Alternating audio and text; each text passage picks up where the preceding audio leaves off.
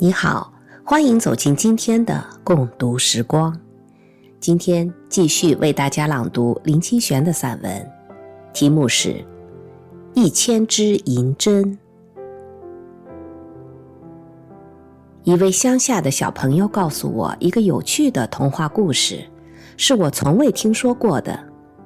小朋友也不知道出处，我现在把它记录下来。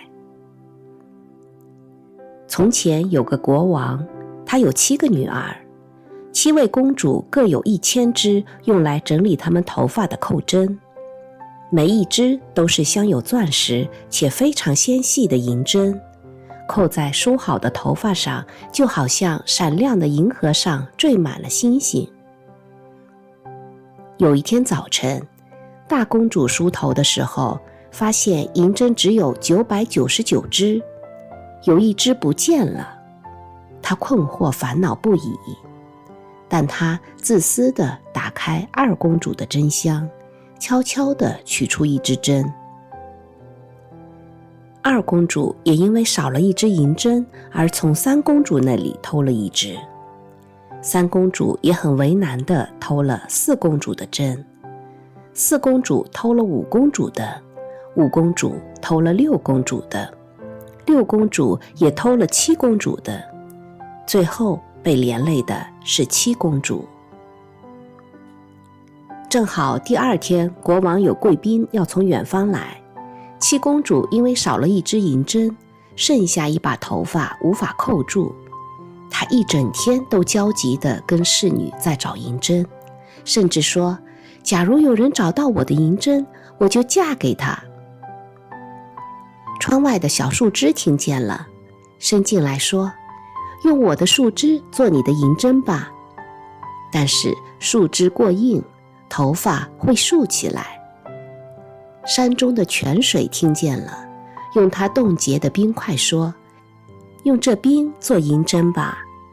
但是冷冷的冰一插进头发里，就马上融为水滴了。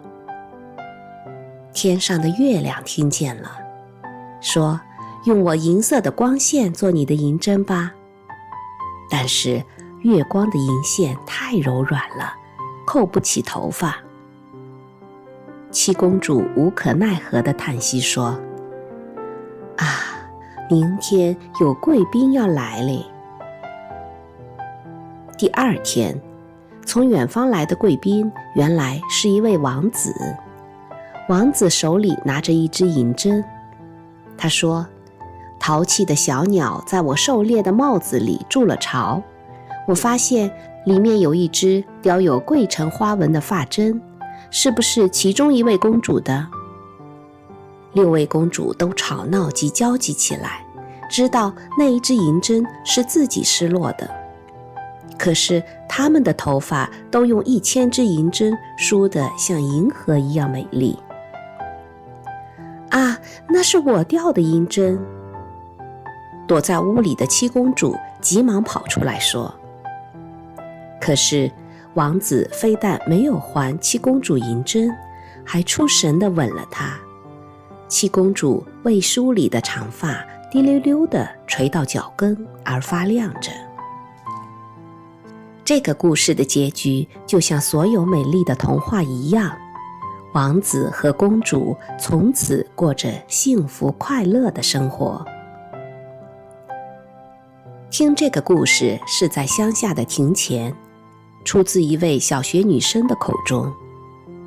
她说完故事，抬头望着远山外闪烁精明的星星，幻想着自己正是那一个失落一支银针的7公主。她全然不知道，失落也有悲哀的时候。最后她嘴角带着微笑，在星光下睡着了。但是听完故事的我，到半夜还不能入眠。这是一个多么简单的童话呀，竟使我的思绪飘到了天的远方。1000支银针对我来说有一种鲜明的象征意义，它象征着命运繁复的节点。每个人在生命的推展过程中，有着许许多多像银针一样能改变命运的因素。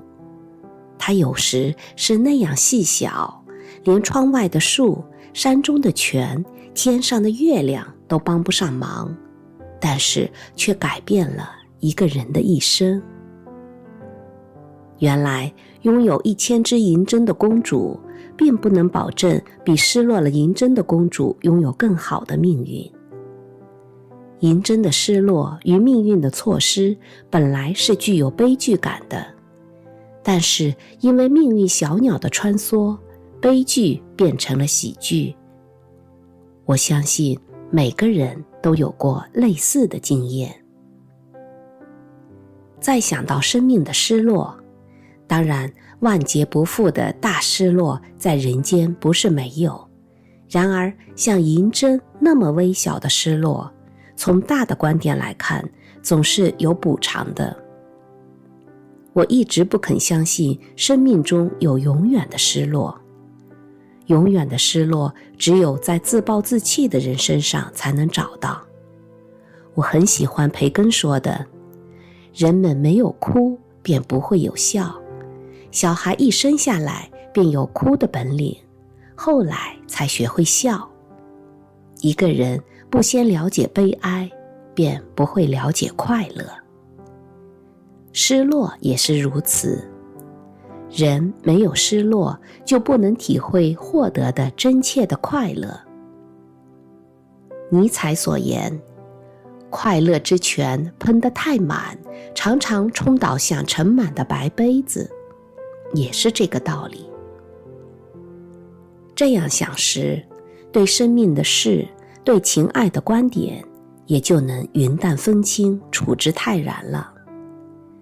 每个人设若都有1000只银针，不巧失落了一只，不必伤悲，因为我们还有999只银针，它们仍然能散放光芒，正如天上繁星万盏。